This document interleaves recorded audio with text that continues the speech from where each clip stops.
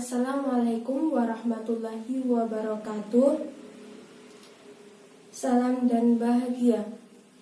Pertama-tama marilah kita panjatkan puji dan syukur kehadirat Allah Subhanahu wa taala yang telah melimpahkan rahmat dan hidayahnya kepada kita semua sehingga kita dapat berkumpul di aula ini dalam keadaan sehat tanpa kurang suatu apapun. Tak lupa juga sholawat serta salam senantiasa kita aturkan kepada junjungan kita Nabi Agung Muhammad Sallallahu Alaihi Wasallam yang kita nantikan syafaatnya nanti di yaumul kiamah. Allahumma amin. Kepada yaitu Bapak Bupati Kabupaten Kebumen, seluruh panitia HUT RI ke-74 serta masyarakat Kabupaten Kebumen yang saya hormati. Dalam rangka memperingati HUT RI ke-74, perkenankanlah saya untuk menyampaikan pidato yang berjudul Bersatu Kita Menjunjung Tinggi Keberagaman Indonesia. Jika kita membicarakan mengenai keberagaman Indonesia, tentunya tidak akan ada habisnya, karena memang negara kita ini terkenal sebagai salah satu negara yang kaya akan keberagaman. Indonesia merupakan negara kepulauan yang penuh dengan kekayaan serta keberagaman, baik itu budaya, ras, suku, bangsa, kepercayaan, bahasa daerah, dan masih banyak lainnya. Meskipun penuh dengan keberagaman, Indonesia tetap satu, sesuai dengan semboyannya yaitu Bhinneka Tunggal Ika, yang berarti berbeda-beda tetapi tetap satu juga. Keberagaman turut serta didukung oleh wilayah-wilayah NKRI yang terpisah wilayah-wilayahnya oleh lautan. Keberagaman merupakan suatu kondisi pada kehidupan masyarakat, di mana pemerintah harus bisa mendorong keberagaman tersebut menjadi suatu kekuatan untuk bisa mewujudkan persatuan dan kesatuan nasional menuju Indonesia yang lebih baik. Hadirin yang berbahagia, adanya keberagaman suku, bangsa, budaya terkadang menjadi pemicu timbulnya kesalahpahaman dan berakhir konflik antar suku.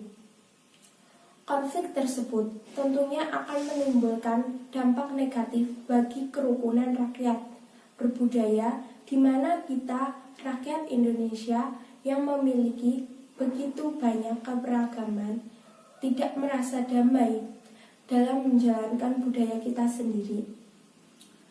Keberagaman suku bangsa merupakan aset dan sumber daya yang perlu dikembangkan. Semua itu merupakan kekayaan bangsa yang dimana akan menjadi modal besar pembangunan bangsa kita sendiri, asalkan kita saling menghargai dan menghormati adanya perbedaan dan keberagaman tersebut. Akan tetapi, jika masyarakat tidak mau saling menghargai dan menghormati adanya keberagaman tersebut, maka dapat menimbulkan berbagai macam masalah. Misalnya saja perkelahian yang terjadi di antar suku, kekerasan, dan masih banyak lainnya. Sebagai contoh dalam kehidupan sehari-hari, terkadang kita sulit bertoleransi pada budaya atau kepercayaan orang lain. Bahkan tanpa kita sadari, sikap kita justru menyakiti orang lain. Bahkan yang tadinya saling bertegur sapa, kini malah pura-pura tidak lihat jika bertemu.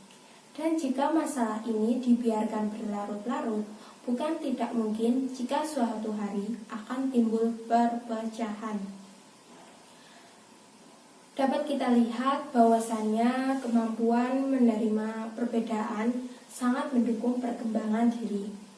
Bahkan orang yang tidak mampu menerima perbedaan cenderung menutup jalan ke arah perkembangan diri yang lebih baik. Hal ini tentu merugikan orang itu sendiri. Sebab pembiasaan menerima perbedaan harus diawali dari diri kita sendiri. Kita harus bisa mengatur paradigma bahwa segala sesuatu secara ilmiah itu memang harus berbeda. Perbedaan di sini bisa menjadi varian yang akan memperindah kehidupan. Bisa juga saat kita melakukan diskusi dapat melatih kita untuk menerima adanya perbedaan pendapat. Jikalau perbedaan tersebut tidak dapat digabungkan, setidaknya kita menambah wawasan. Dan dengan cara-cara inilah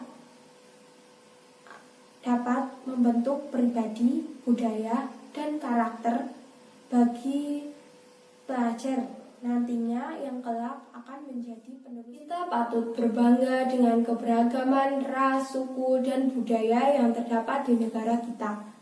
Tidak tanggung-tanggung, negara kita memiliki beragam kelompok etnik alias suku bangsa. Dan sudah sepantasnya kita selalu menjaga kebersamaan di tengah-tengah keberagaman ini. Mengapa kita harus menghargai keberagaman di dalam bangsa Indonesia? Inilah beberapa alasan mengapa sebagai warga negara Indonesia kita harus terus menjaga persatuan meskipun berbeda-beda satu sama lain.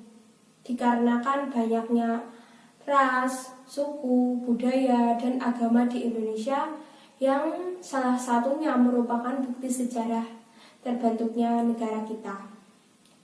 Hadirin yang berbahagia, sudah menjadi rahasia umum jika dunia pun mengakui indahnya keberagaman di Indonesia yang sangat jarang dijumpai di negara lain.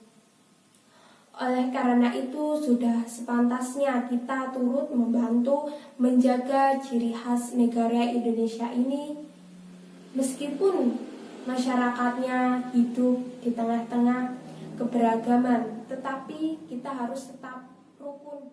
Kita pasti ingat dengan sila ketiga Pancasila, bukan? Ya, benar. Persatuan Indonesia. Dua kata sederhana ini mengajak seluruh bangsa Indonesia untuk tetap adanya sebuah perbedaan bukan berarti kita harus berlaku beda. Walaupun pada dasarnya kita di sini berbeda, namun apalah daya jika kita tidak bekerja sama satu sama lain.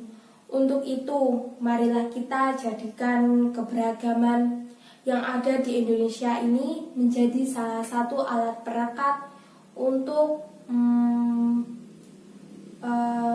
dijadikan sebagai wujud terciptanya ketentraman dan kedamaian di masyarakat. Patut kita syukuri banyak kegiatan HUT RI ke-74 ini mengadakan banyak kegiatan yang berhubungan dengan kebudayaan. Mulai dari acara fashion show yang memperagakan berbagai macam baju adat yang ada di Indonesia, serta ada juga karnaval keliling kota yang bertemakan budaya-budaya yang ada di Indonesia pula. Untuk itu, ayo bersama-sama membiasakan diri untuk saling menghormati antar sesama.